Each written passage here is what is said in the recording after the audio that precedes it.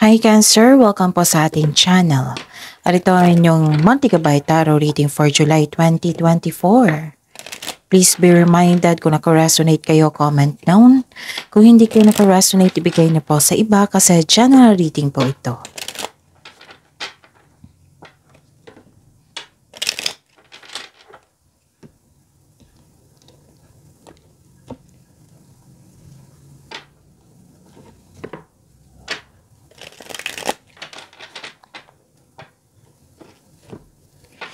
Gamitin ang reading na ito bilang gabay lamang. Please like, subscribe, and click bell button for notification para updated po kayo sa daily tarot reading natin. Maraming salamat po.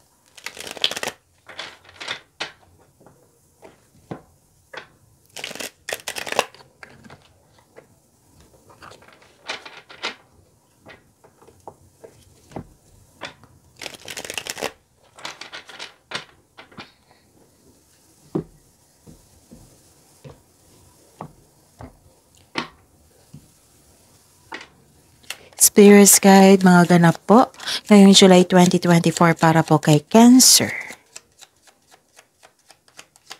I need 3 cards po.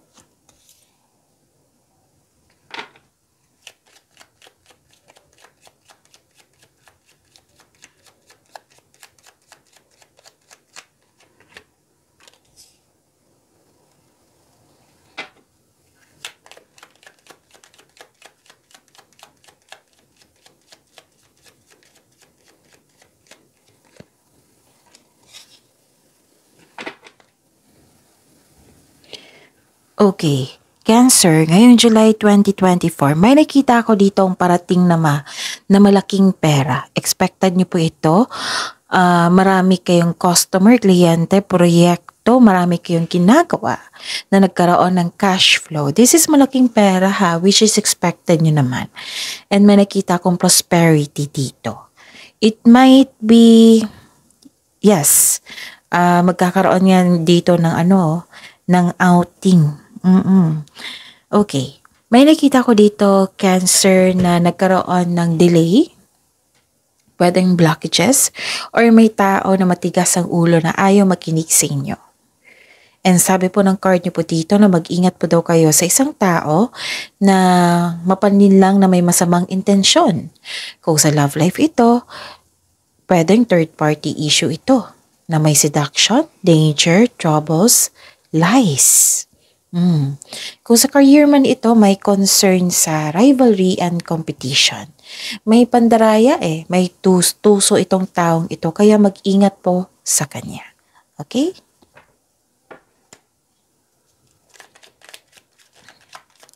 Spirits guys, ano po ang energy ni Cancer ngayong July 2024?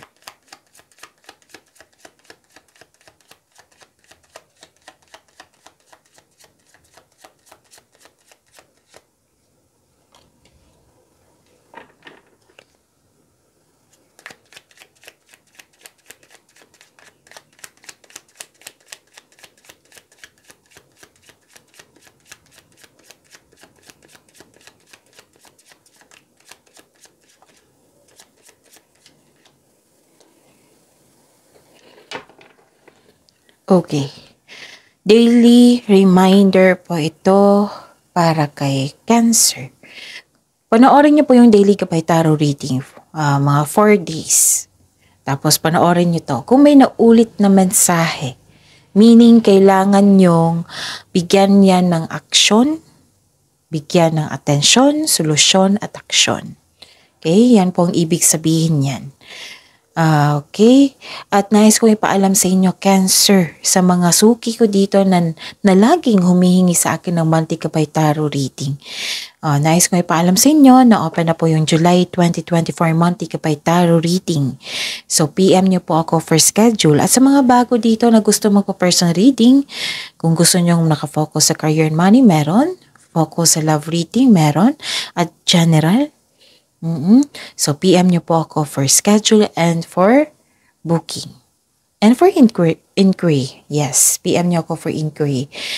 Andito po sa baba ng video nyo, yung link. I-click nyo po yung link na yan para ma-message nyo po ako for inquiry and for booking. So, Cancer, may nakita ko ditong growth and patience. This is a clarification of your card here na may delay. Di ba may nasabi ako kanina na may matigas ang ulo din na ayaw makinig sa inyo and may taong may masamang intention sa inyo. So, nag-extend ka ng patience dito. Actually, you belong sa water signs, right?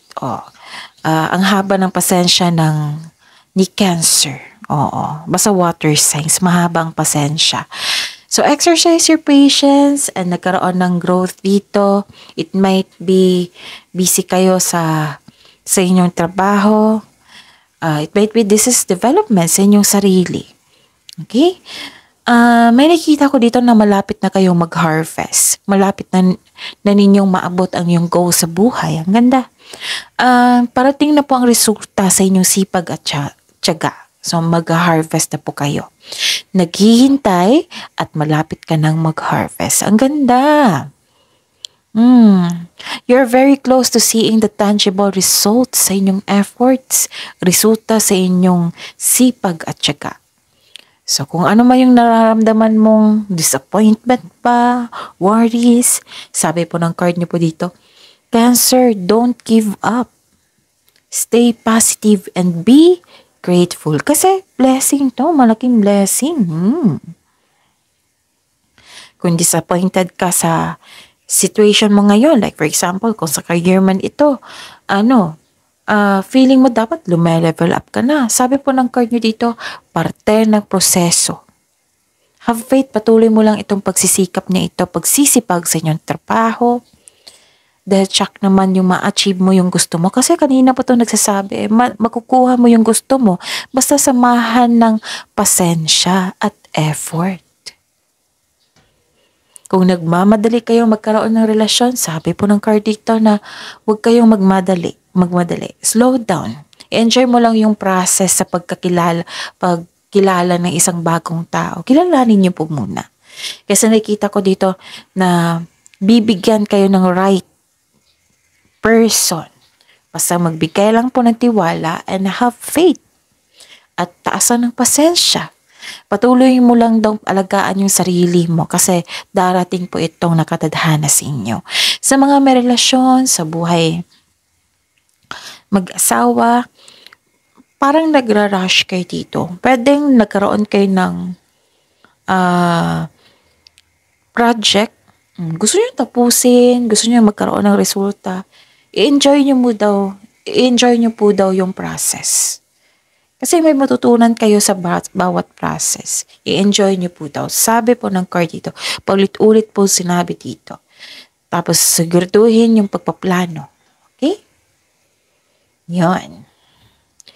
So ano pa? May nakita ko ditong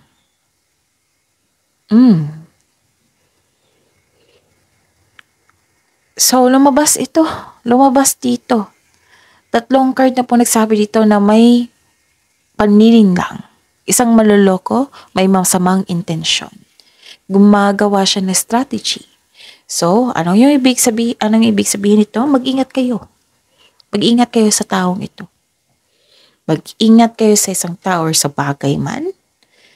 At may paalala po ang card niyo po dito, Cancer, na huwag ibunyag ang lahat ng plano at maging mapagmasid. Baka malaman niya na yung plano mo for your success. To aim your goal. Tapos isa siya sa dahilan na magkaroon ng blockages. Huwag niyo daw ibibunyag, baka siya yung sisira sa inyong plano. May nakita ko ditong mga sinungaling, nagbabackstab sa iyo, may tinatako sa iyo. Plastic, hindi siya totoo sa kanya sarili, hindi siya totoo sa inyo. Kaya, dobling pag-ingat. Sa ilang beses na lumabas dito. May concern kayo sa isang tao na hindi nagbigay ng halaga, yung walang pakialam. Pwede siya yung nagbigay ng concern sa buwan na ito. Basta po, mag-ingat kayo ha, kasi may panlilinlang at pagsisinungaling dito. Instead, wasting of energy sa kanila kasi mag-create yan kung kung tatanggapin mo yung energy nila, mag-create yan ng blockages. Paano pumasok yung blessings na ang ganda-ganda ng blessings dito? So, anong ibig sabihin yan? Iwasan nyo. I-pray nyo. Kung ayaw nyo makipag-cooperate na to have an honest conversation, ipag-pray mo na lang. I-surrender mo siya kay God at hingi kayo ng divine assistance and move forward. Kasi marami pa kayong gawain. Aim this success na binigay sa inyo. Okay? And, yun nga, mag-ingat sa taong mahilig magmanipula. May ninanakaw niya ang idea mo or ng trip lang itong taong itong walang magawa sa buhay. So, anong big sabihin yan? Huwag niyong patulan. Huwag niyong i-accept yung energy, huwag niyong i-accept yung negativity niya. Boundaries. Huwag niyong pansinin. Kung palagi niyo itong kasama, baka kailangan po ng honest conversation. Pero i-aim niyo ha, kunin mo yung attention niya para makinig siya sa inyo, para makipag-cooperate siya sa inyo. Kasi baka nag-explain ka na dyan, sabi ka na kung ano yung adjustment na dapat gawin. Hindi pala siya nakipag-cooperate. So, kunin mo yung attention niya. Kung sa tingin mo na nakipag-cooperate siya sa inyo, decision niya yan. Kung ayaw niya, decision niya yung pansin mo na parang niloloko ka pa rin, then decision niya yan. Hindi niyo nakasalanan yan. Ipag-pray mo na lang siya. Tapos iwan yung put boundaries. Kasi ginawa mo na lahat eh. Oh, we cannot please everyone, Cancer. Kailangan natin tanggapin yan. Ipag-pray mo na lang. Instead, magalit kayo sa kanya. Instead, ma-disappoint kayo sa kanya. Diba? Yun. Spirit's Guide, possible blessings na ma-receive ni Cancer.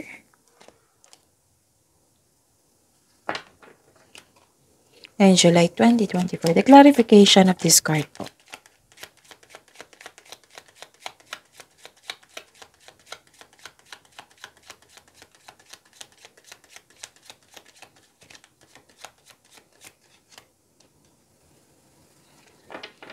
So this is possible blessings, right? Okay, Cancer.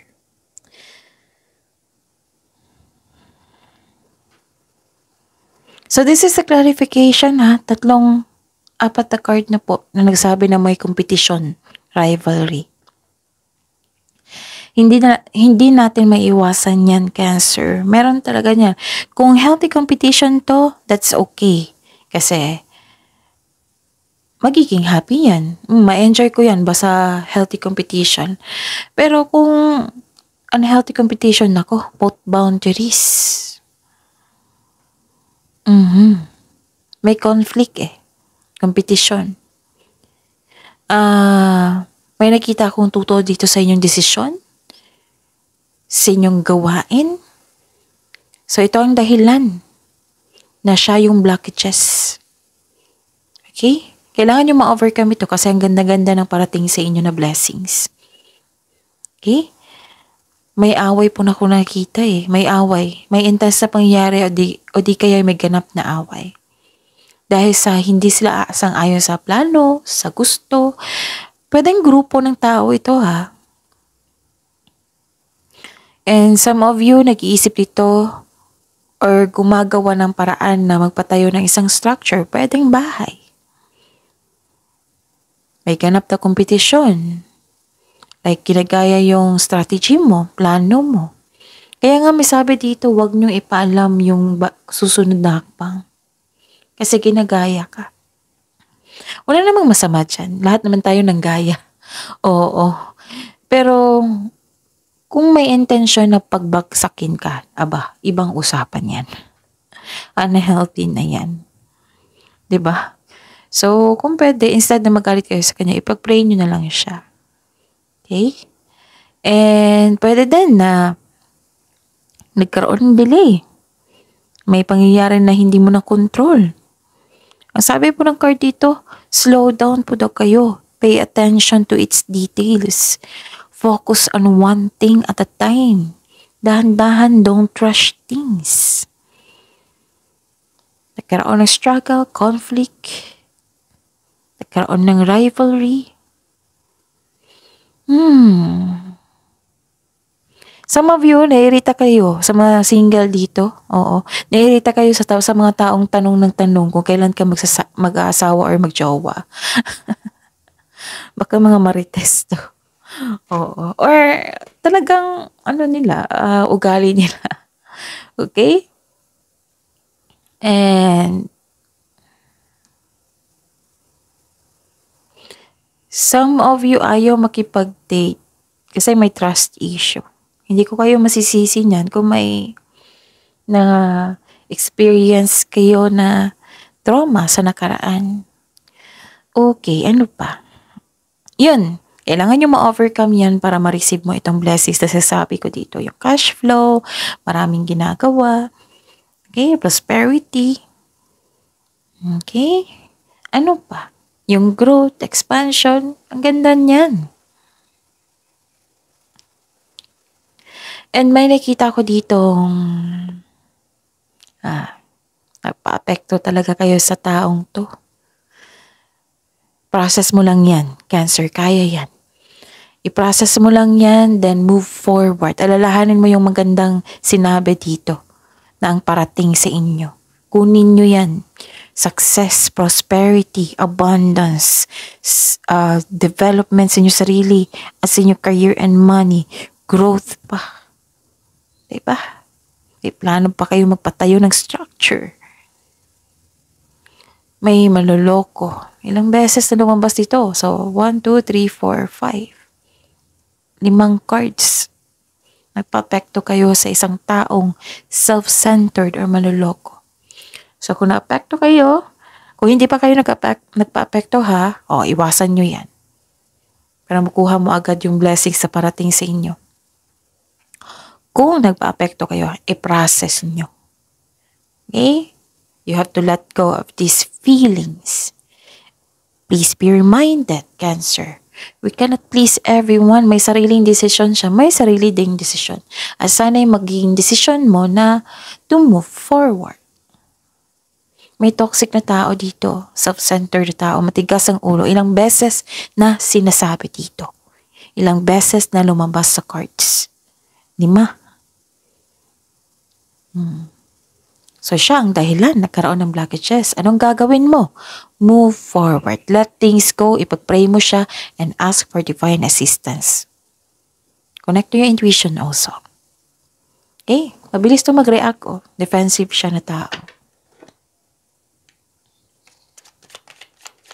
Spirits guide possible challenges na ma-overcome po ni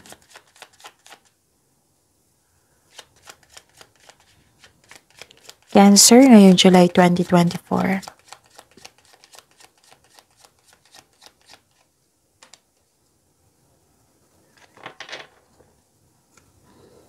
And the clarification of this card.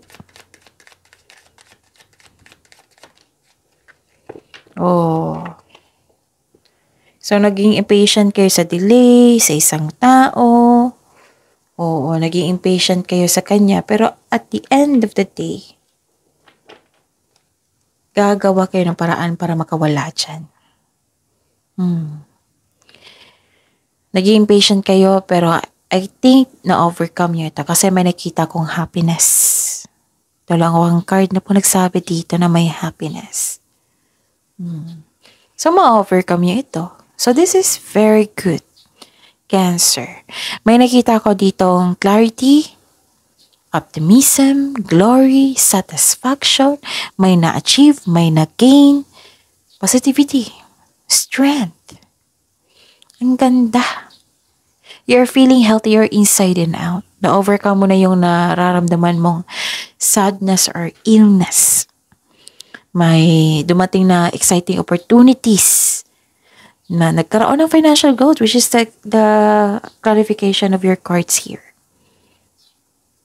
Diba? Growth. Ang ganda. Para sa mga may trabaho, makaka-receive kayo ng acknowledgements that you deserve. Sa mga negosyante, may customer kayong mga naghahati sa iyo ng saya. Pwedeng bata ito bata pa sa inyo. Pwede dahil naging business partner mo yung family member. na nagbibigay sa iyo ng happiness. This is success, happiness, good outcome. Ganda? Cancer. So that is your reading, Cancer. See you tomorrow. Please like, subscribe, and click bell button for notification para updated po kayo sa daily tarot reading natin. Maraming salamat.